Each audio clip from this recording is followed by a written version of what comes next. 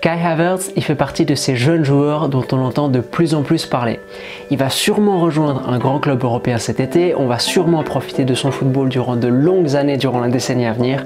Alors essayons de répondre à cette question, comment joue Kai Havertz?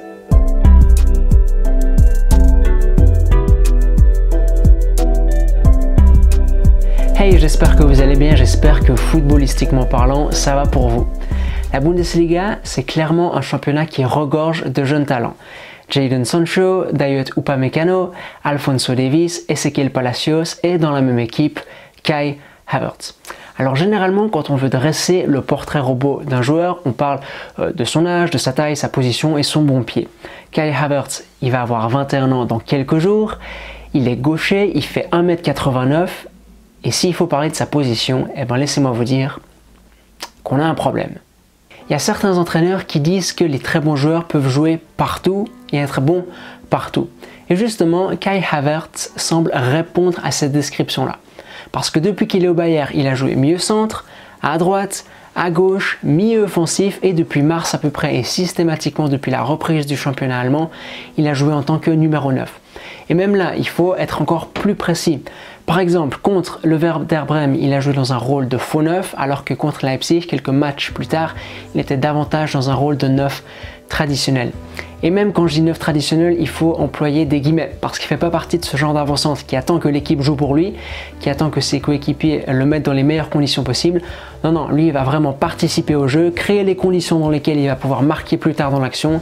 Il participe au jeu de manière très ostensible. Si c'est très difficile de lui attribuer un poste en particulier, on peut tout de même lui attribuer une zone de prédilection. Il passe le plus clair de son temps dans la moitié droite du terrain. Encore une fois, l'ami Kai Havertz, il peut jouer partout, il en a la capacité. Et si c'est le cas, c'est parce qu'il combine intelligence, qualité physique et qualité technique. Havertz, j'aime bien dire qu'il vit sa meilleure vie entre les lignes adverses. Il adore se positionner entre les lignes. Il apparaît en plus toujours là où il faut, là où l'action le demande. Et en plus au bon moment. C'est clairement un facilitateur de jeu, un fluidificateur. Souvent, le Bayern se fait des passes entre ses trois centraux. Des fois, on arrive à toucher un extérieur dans le 3-5-2. Des fois, on arrive à atteindre le double pivot.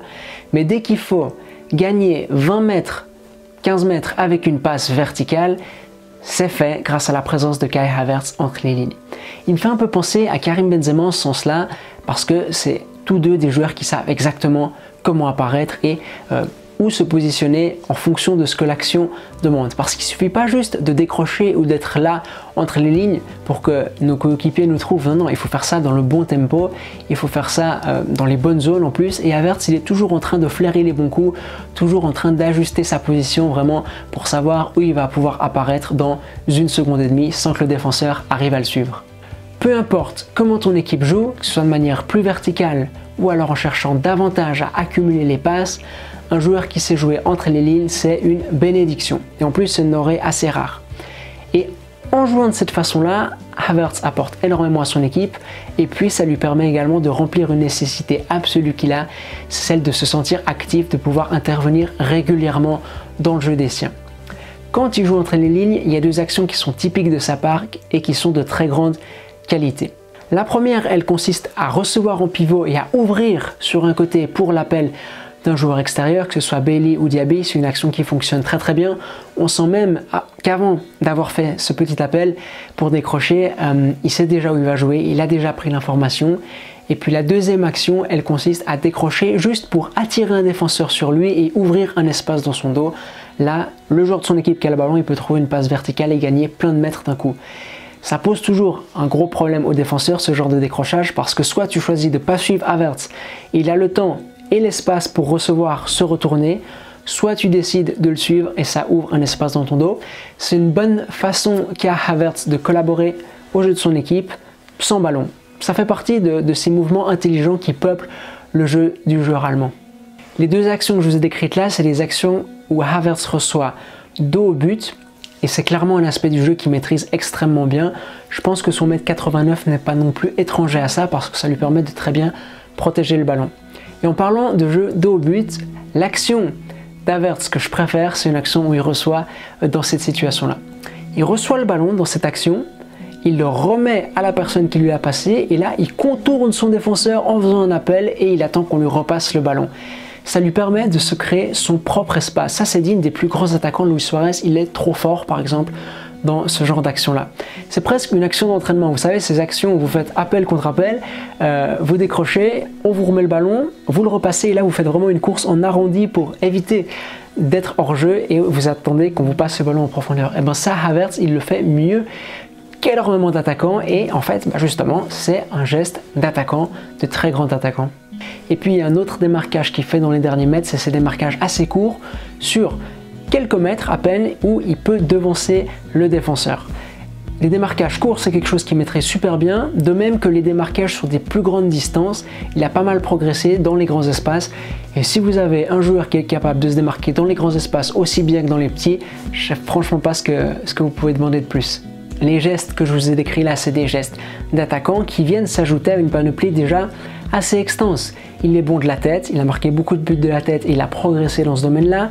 Il a une bonne frappe à mi-distance, il a une bonne finition, tout ça, ça fait qu'il a un certain nombre de buts assez conséquents. 11 en 26 matchs de Bundesliga cette saison, 17 en 34 matchs de Bundesliga la saison passée. On a affaire à un sacré joueur. Et si je préfère dire d'Havertz que c'est un bon joueur bien avant de dire que c'est un 10, un 9, un 8 comme vous voulez, c'est parce qu'il est bon dans toutes les configurations possibles et dans tous les contextes possibles. Peu importe la position où il joue, peu importe s'il doit jouer dans des grands espaces ou dans des petits espaces, il s'en sort. On peut également parler, quand il joue un peu plus bas sur le terrain, de cette capacité qu'il a à lancer ses coéquipiers en profondeur. Là, j'ai pas mal parlé du fait qu'il apparente les lignes, qu'il est bon au jeu, mais une fois qu'il a le jeu face à lui, comme tous les joueurs du monde, il est meilleur. Il a plus de facilité, il est aussi excellent là-dedans. Sa polyvalence, Havertz, il la doit notamment à sa grande intelligence de jeu, sa capacité à sentir ce que le jeu demande, à l'interpréter. Mais la différence de certains joueurs, et là je pense typiquement à un Donny van de Beek, il n'utilise pas son intelligence pour masquer un niveau technique qui serait un petit peu moins bon. Un joueur comme Jürgen Klopp, il disait « Moi j'avais un cerveau de première division, une technique digne d'un joueur de D3, résultat, j'ai pu faire illusion en deuxième division. » Non, non, Havertz, il a une technique qui est vraiment fantastique, qui lui permet de faire beaucoup de choses, et notamment quand il est dans des espaces exigus, de s'en sortir. S'il faut faire un petit pont pour s'en sortir, il le fait. S'il faut inventer quelque chose venu de nulle part pour pouvoir se sortir d'un guêpier, il l'invente. Et ça, pour moi, c'est encore un facteur qui fait qu'on a affaire à un sacré joueur. C'est encore un facteur qui fait qu'on se dit « Ah ouais, il y a vraiment quelque chose que les autres n'ont pas ».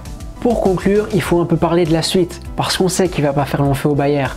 Pour les jeunes joueurs qui sont bons, on a tendance à dire « Il ne faut pas se précipiter, il faut faire une saison de plus dans le club dans lequel tu es ».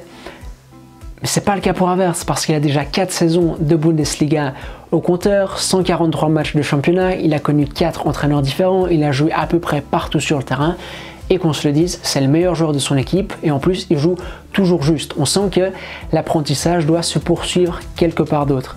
Et pour moi, le symbole du fait que c'est un gros poisson dans une petite mare, c'est qu'il pourrait continuer à être le 9 du Bayern, continuer à marquer plein de buts alors qu'il serait qu'à 50% de l'exploitation de son potentiel. Juste en jouant à 50% de ce qu'il sait faire, il pourrait être un des meilleurs joueurs de Bundesliga.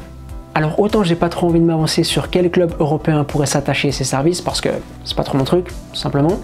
Autant il y a une chose sur laquelle je serais prêt à miser pas mal, c'est que la vie chez les grands, ça va bien se passer pour lui. Et ceci pour une raison en particulier. Regardez, il y a pas mal de milieux relayeurs ces temps qu'on la cote parce qu'ils ont cette capacité à se projeter, arriver en second rideau et tirer pour obtenir un but. Fabian Ruiz, Saúl Ñíguez, Alex Oxlade-Chamberlain sous Klopp, c'est des outils très utiles à l'heure d'attaquer des blocs bas, de proposer une menace supplémentaire pour désarmer les blocs bas. Et justement, Kai Havertz, il a tellement de buts en lui que si son entraîneur décide de l'utiliser un peu plus bas sur le terrain, il pourra utiliser cette arme-là. S'il décide de l'utiliser un peu plus haut, proche de la surface en tant que numéro 10, il est dans une position qui lui convient parfaitement. S'il choisit de l'utiliser en tant accompagnant d'un autre attaquant, il a énormément de concepts qu'il maîtrise. Du coup, entre la maîtrise d'énormément de postes, de concepts relatifs à différentes positions et le fait qu'il a énormément de buts en lui, il y a quand même beaucoup de facteurs qui font penser que ça devrait bien se passer dans la suite de sa carrière. Voilà, c'est la fin de cette vidéo qui, j'espère, vous aura plu. J'espère que vous aurez apprécié ce petit exposé sur un joueur que j'aime particulièrement. Si c'est le cas, n'hésitez pas à laisser un pouce bleu et puis à vous abonner si vous ne l'êtes pas encore. Nous, on se retrouve comme d'habitude dans une semaine, dimanche 10h, et on aura encore plus de contenu pour parler football parce que la Liga et la Serie A font leur retour. Allez, à toutes!